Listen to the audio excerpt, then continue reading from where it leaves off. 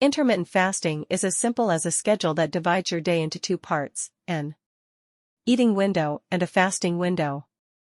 While most diet plans are fundamentally concerned with what you eat, this plan is all about when you eat, and that's it.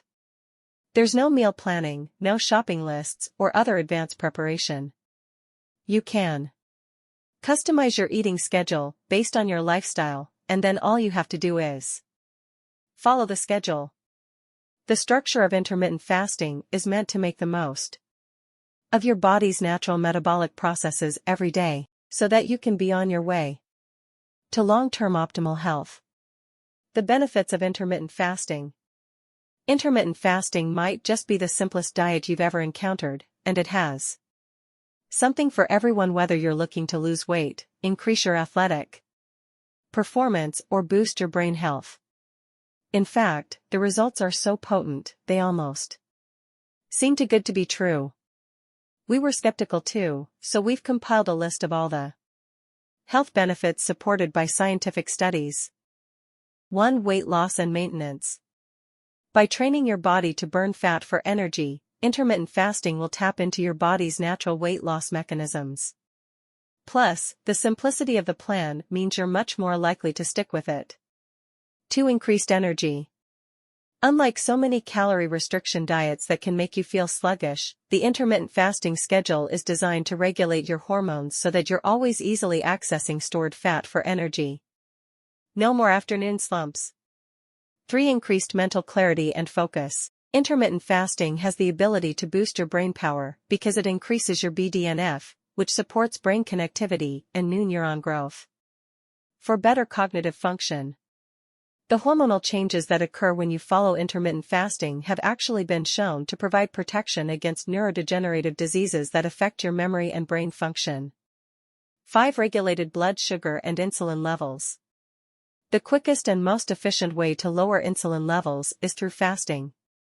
While you're in your fasting window, no new glucose is being supplied to your body, which means your body has no choice but to use up stored glucose. 6. Support healthy cholesterol and blood pressure. Intermittent fasting is an excellent prescription for heart health because of its ability to support your liver's cholesterol production at a healthy level. Studies have shown that 70 days of alternate day fasting can reduce LDL cholesterol by 25%. 7. Reduced inflammation. Your body relies on a process called autophagy to clear out old and damaged tissues and cells. When you fast and give your body a break from the constant effort of digesting food, it seems to be able to focus more energy on repair, which means alleviating inflammation in the body. 8. Increased metabolic rate. When you practice intermittent fasting and successfully switch your body into fat-burning mode, your body is actually using adrenaline to release stored glycogen and access fat to burn. These increased adrenaline levels will speed up your metabolism. 9. Long-term anti-aging benefits. There are numerous studies indicating that intermittent fasting can help you live longer, plus it might be able to help you fight off cancer and cardiovascular disease. Most popular intermittent fasting schedules. So you've decided to give intermittent fasting a try. Congratulations, and you need to know what the eating schedule is. Even just a quick online search probably gave you an overwhelming amount of information about the different kinds of plans, durations, days, etc. With such a wide variety of intermittent fasting regimens, how can you figure out which one is best for you? Not to fear, we've put together a helpful breakdown of the different schedules. After all, you want to make sure you're choosing a schedule that works well with your lifestyle and can maximize the incredible health benefits that intermittent fasting can give you. 1. The August 16th schedule. This is easily the most popular of all the intermittent fasting schedules. It combines an 8-hour eating window with a 16-hour fasting window. So, for example, only eating between the hours of noon and 8 p.m. This is the most common schedule for a reason. It fits pretty seamlessly into most lifestyles, seeing as how you can choose to skip either breakfast or dinner, depending on your personal preferences. Also, you're sleeping during a good chunk of the fasting window, which makes it easier. Con: 16 hours can be a long time to go without food when you're new to fasting.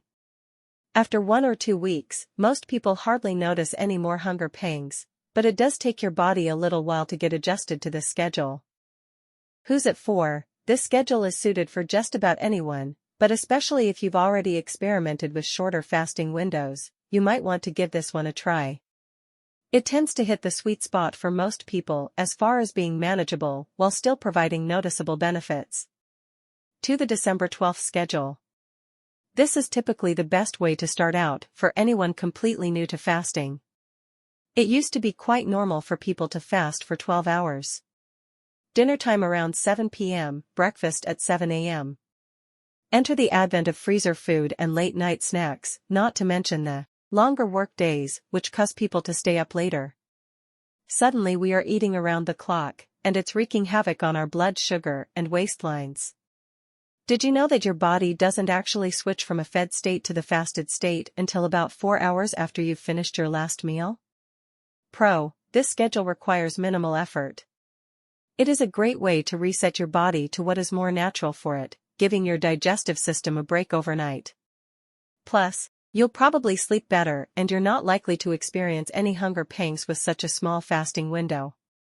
Con: because the fasting window is relatively small, you're not likely to see as many health benefits as quickly as you would on a plan with a longer fasting window.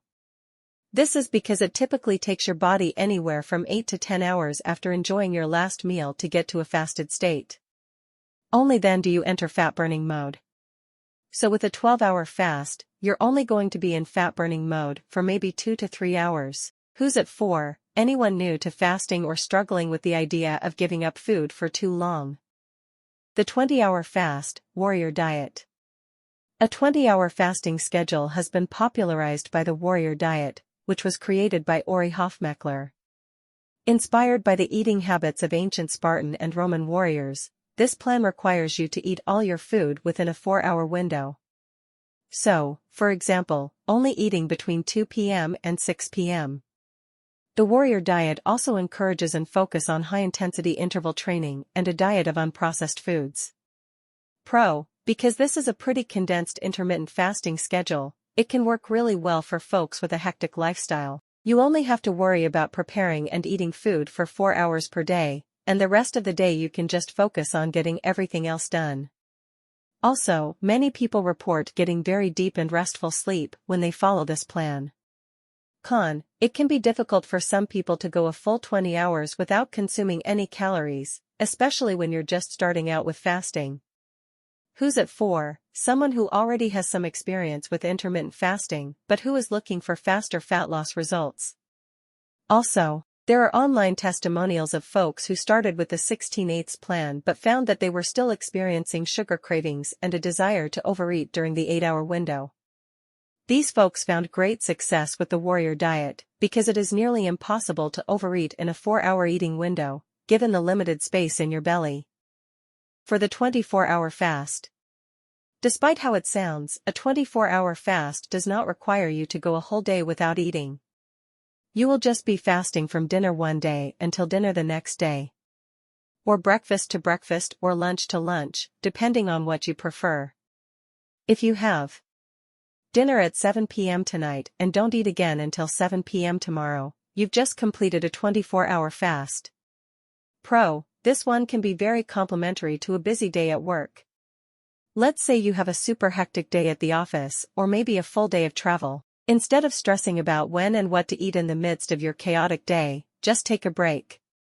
Don't worry about eating all day until whenever you get home for dinner. Con: you don't want to do this one every day. It's not recommended to do a 24-hour fast more than twice per week. Who it's for? People whose busy schedules could benefit from eliminating the stress of finding, preparing, eating, and cleaning up food for an entire day, a couple days per week. 5 The 5:2 diet. This plan is a little different than most traditional intermittent fasting schedules. Instead of completely abstaining from food during any set fasting window, you instead just dramatically limit your calories during a period of time. Specifically, you eat normally for 5 days of the week. On the other 2 days, your choice, women limit their calories to 500 for the day, and men stay below 600 calories per day. Pro: You never have to face a time period where you're not allowed to eat anything.